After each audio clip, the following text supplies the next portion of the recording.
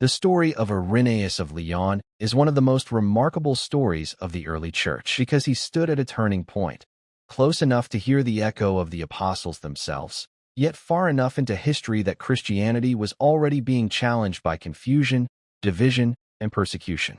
Irenaeus was born around 130 AD, probably in Smyrna, modern-day Western Turkey, a major Christian center in the Roman world. This was an extraordinary place to grow up if you were a Christian. Why?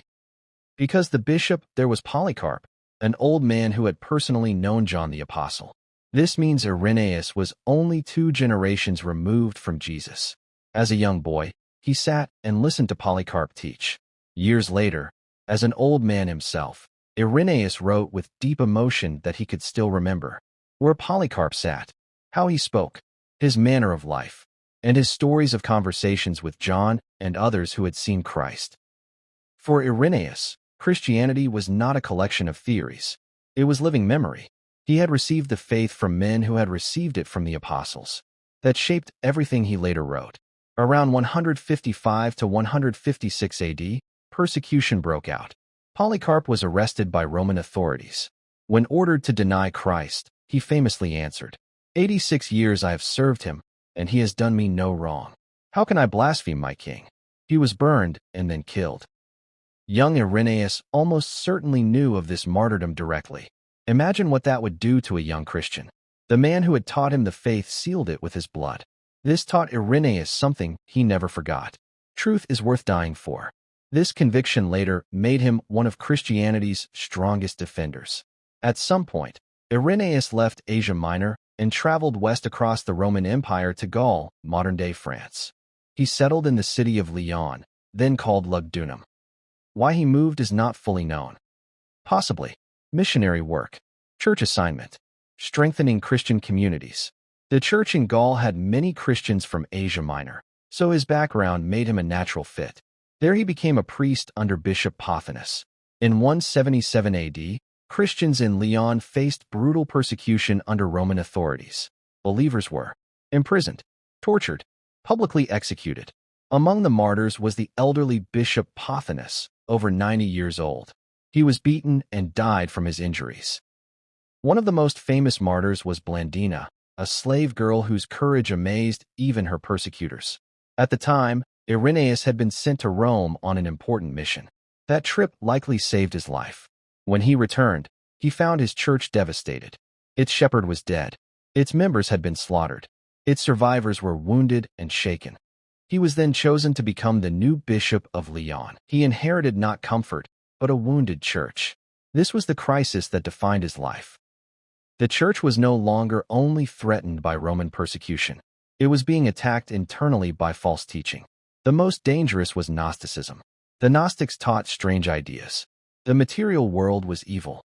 The true God did not create the world. Salvation came through secret knowledge.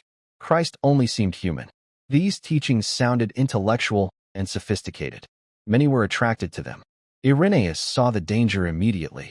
If these teachings were true, creation is not good. The incarnation is false.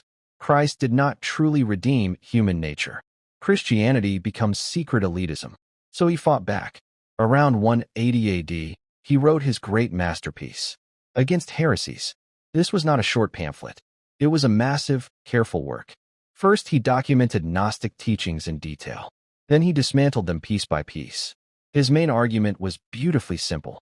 The true faith is the faith publicly handed down from the apostles through the bishops of the church. Not secret teachings, not private revelations, not hidden codes, public apostolic tradition. He pointed especially to the Church of Rome as a witness to this continuity.